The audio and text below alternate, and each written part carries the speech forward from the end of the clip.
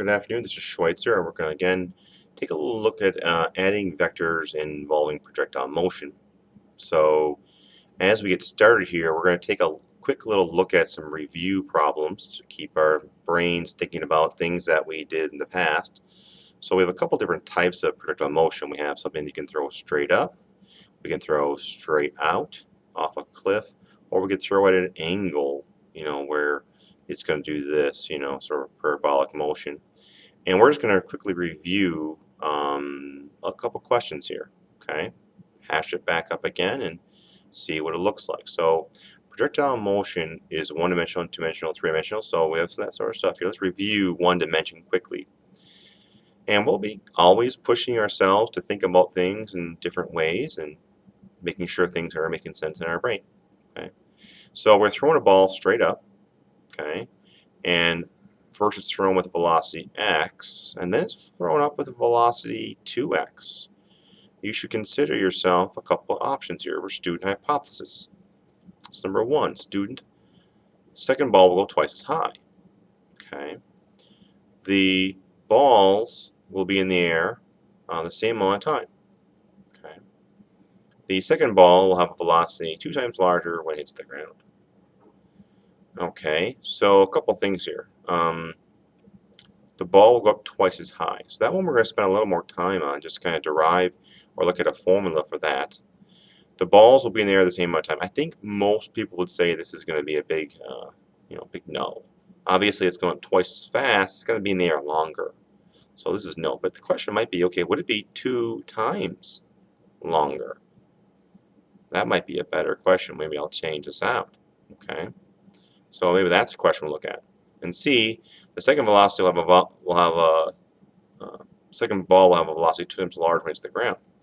This one will answer right away, and the answer in this one is yes. If a ball goes up with a velocity initial, then it's going to slow down to 0 via gravity of negative 9.8. And then it's going to reverse, start from 0, and it's going to accelerate at a negative 9.8.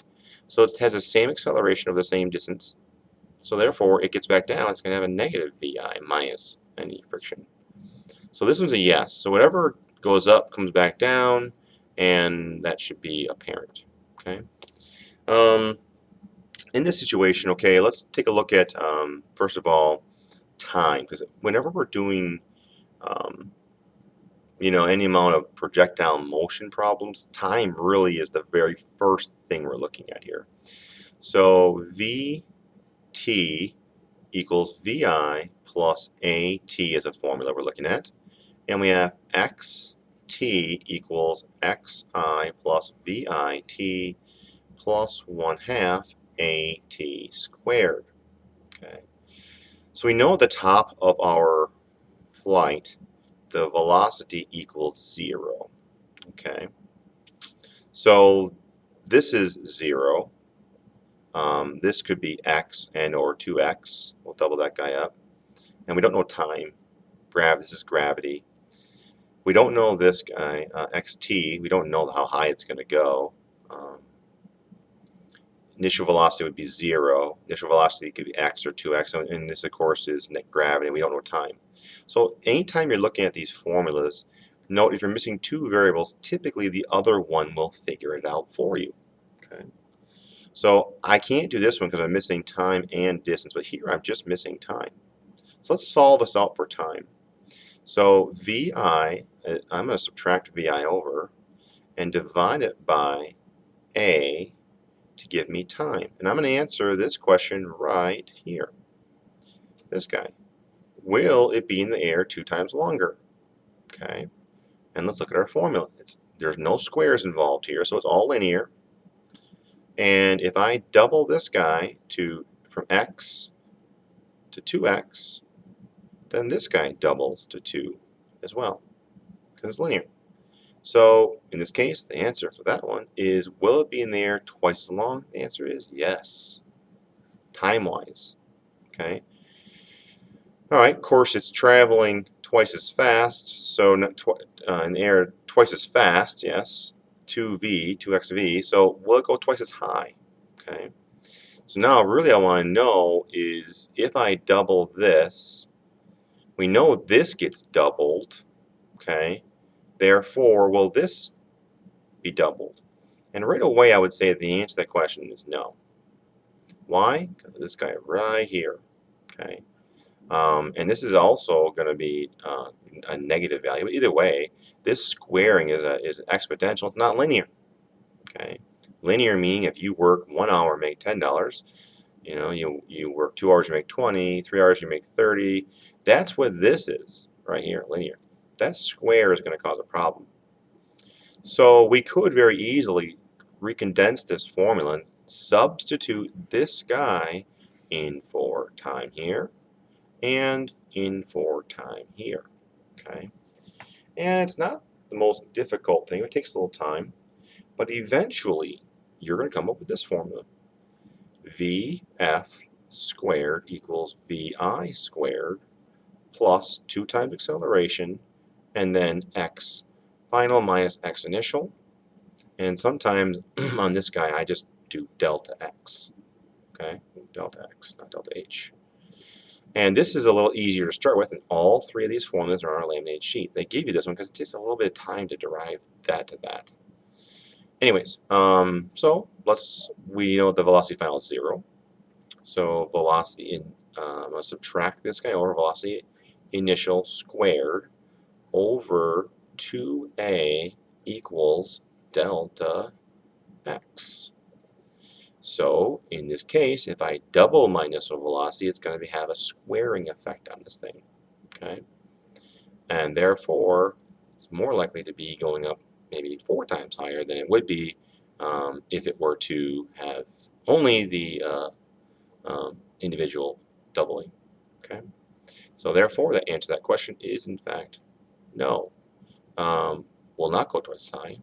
Okay, in fact, it's a square, it's an exponential relationship, so we're looking at maybe 4 times higher. Okay. So, no.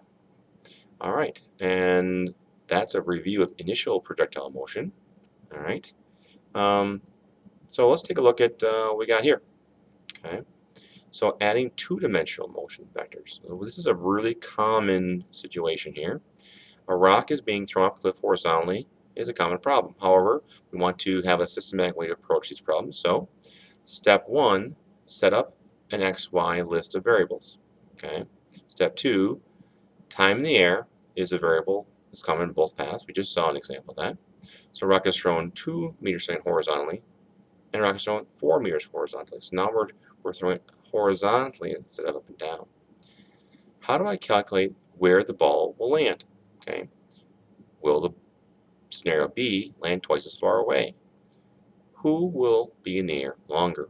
Okay, these are all common questions. Okay, so let's take a moment and kind of walk through how we would solve this problem. So first of all, sometimes it's helpful to list out variables. You know, what are our variables we have here? So we have our x component variables and we have our y component variables. And lots of times this formula right here, xt equals xi plus vit plus 1/2 at squared. These are the variables I'm looking to have. And if this formula doesn't work, then typically vt equals vi plus at. That's another one we can use.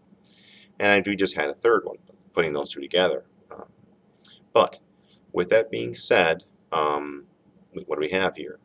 So in the x direction, okay, horizontally, velocity initial equals 2. But in the downward position, there's no velocity, and that's really critical. There's a two critical points on this thing. One, that the y initial velocity is 0. Another common example thing is, okay, acceleration. The acceleration is that of gravity. So once the ball leaves this kid's hand, it's only being affected by gravity, and gravity only acts in the y direction. So the acceleration in x is 0. Acceleration in y is negative 9.8 meters per second squared. So velocity final in this situation is equal to the velocity initial, just so you know it's not changing because acceleration is 0. And the velocity final on this guy depends on the time it's in the air. Okay, so when it's in the air, it goes faster and faster and faster and faster. And finally, we have a Distance-wise, we have 0 here for frame of reference and the height of the cliff. Okay, so do we give the height of the cliff? Okay, so I don't see that here.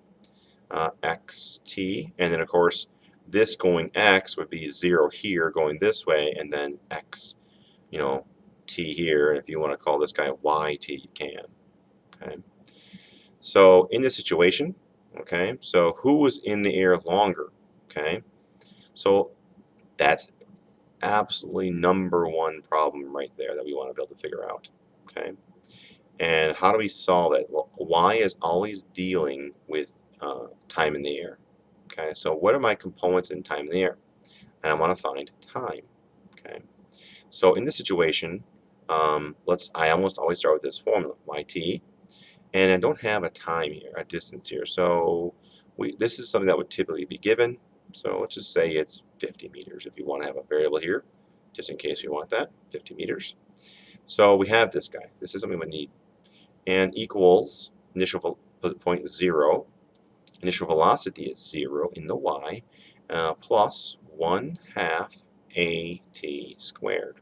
Okay, so let's solve out for time. So time in the air is going to be the height of the cliff, 2 times the height of the cliff. I'm going to move this guy over here, 2 times the height of the cliff, over the acceleration of gravity, and then I'm going to square root it.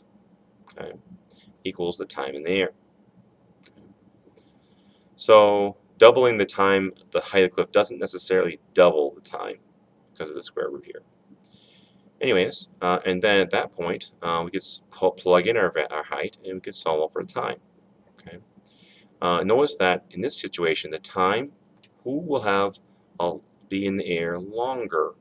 Well, mathematically, does this formula for time in the air have anything to do with the 2 and the 4, the VI in the x direction? And the answer is no. So they will be in the air the same amount of time. Okay. Will B land twice as far away? All right. So in the x direction range, sometimes we call it, that's x. Okay, so let's do this. All right, distance xt equals xi plus vit plus 1/2 at squared. Okay, so in this direction, there's no acceleration, so that whole thing drops out. X is just simply going to be the distance traveled in x. This is 0. So we're looking for this, and equals 0, and then it's just VIT. And then solving for this guy here. Now, of course, we know the time in the air is the same for both of them. So this is going to be the same. I didn't use the 50 to find the actual time. But in this situation, all I do is have x here, 2 or 4. It could be x, the velocity, 2 or 4. Doubling is a linear relationship. There's no squaring involved. So doubling 2 times x or 4 times x, this would be just 2 times.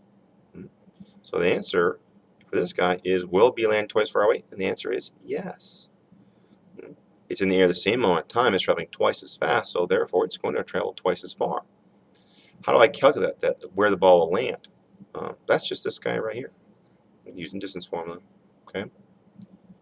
So we didn't actually plug numbers in, but we solved out this problem using some variables, and in this case, pretty straightforward.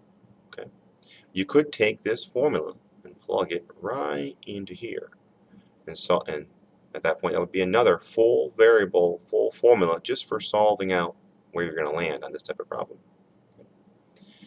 And this is kind of two-dimensional problems here. All right, so deriving a formula is pretty common here. Okay, and this is what we just did here. So